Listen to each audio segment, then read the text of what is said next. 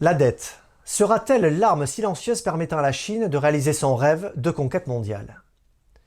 Dans ce contexte économique, la très grande majorité des pays subissent de plein fouet les effets de la crise, à l'exception d'un seul, la Chine.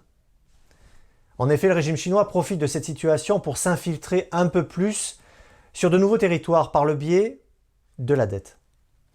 Comme par exemple le Monténégro, qui a accepté pour 1 milliard d'euros la construction d'une autoroute, une des plus chères jamais édifiées par cet État des Balkans. Leur ministre des Finances, Miloš Kospajic, a lancé un appel au secours à l'Union européenne pour tenter de sortir de l'étau que représente cette dette chinoise. Aide d'ailleurs qui lui a été refusée. Selon le journal Les Échos, un rapport du Conseil européen constate que Pékin étend sa présence dans les Balkans par le biais de secteurs diversifiés. L'exemple le plus inquiétant est celui de la Chine-Afrique. Selon Al Jazeera, l'Afrique est un continent extrêmement riche avec un passé douloureux et un présent difficile. Pour accéder à ces fins, le Parti communiste chinois utilise une technique de séduction douce, la dette. Il faut dire que l'offre est alléchante puisque la Chine propose des projets clés en main, grâce à un système bien pensé d'aide financière. Cet engagement, présenté comme gagnant-gagnant, séduit et endette des pays africains déjà très appauvris. Ainsi, le régime chinois a investi des milliards en infrastructures qui ont bercé d'illusions ces peuples méprisés et maintenant qui déchantent. Le constat est amer puisque leur agriculture est essentiellement destinée à nourrir le peuple chinois, sans oublier bien sûr le pillage des ressources qui est réalisé sur ces territoires. La richesse minérale du sol africain est un élément clé pour nourrir les ambitions d'hégémonie de la Chine. Elle exploite déjà nombre de mines et de puits de pétrole et s'arrange pour baisser les prix du pétrole de façon à ce que les pays soient dans l'incapacité de rembourser leurs dettes.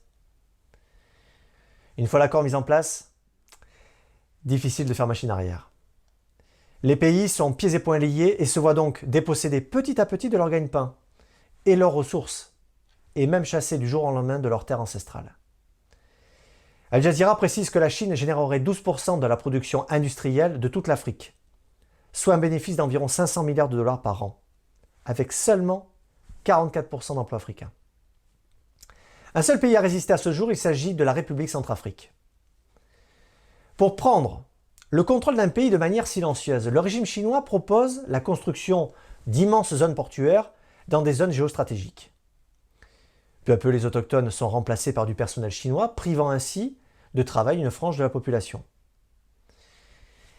Ce qu'il faut bien comprendre, c'est que lorsque la dette ne peut être remboursée, le pays se voit contraint de céder l'occupation de son port pour une durée de 99 ans.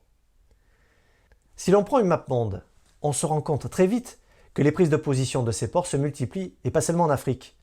L'Europe, les pays arabes et les pays d'Asie sont aussi concernés.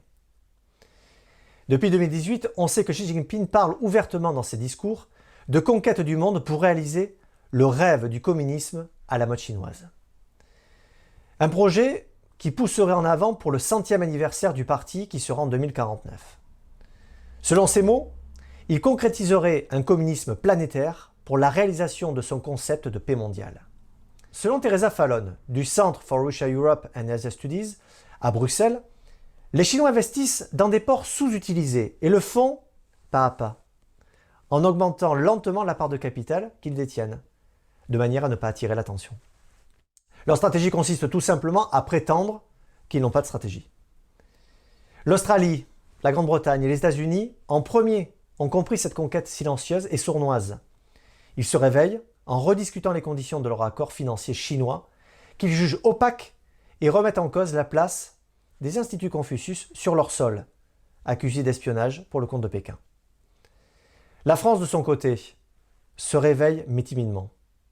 Il semble que pour l'instant, notre gouvernement reste toujours actif avec le Front Uni et laisse s'épanouir des associations culturelles chinoises qui participent aux campagnes d'influence du régime chinois à l'étranger. Le chercheur Philippe Alain, interviewé par le journal Epoch Times, a déclaré « Ce qui peut nous faire réagir, c'est le goût de la liberté ancré chez les Européens, les Américains. Certains d'entre nous sont croyants, d'autres ne le sont pas, mais tout le monde s'accorde à défendre la liberté. J'espère que ces fibres profondément ancrées en nous réagiront bientôt pour dire non.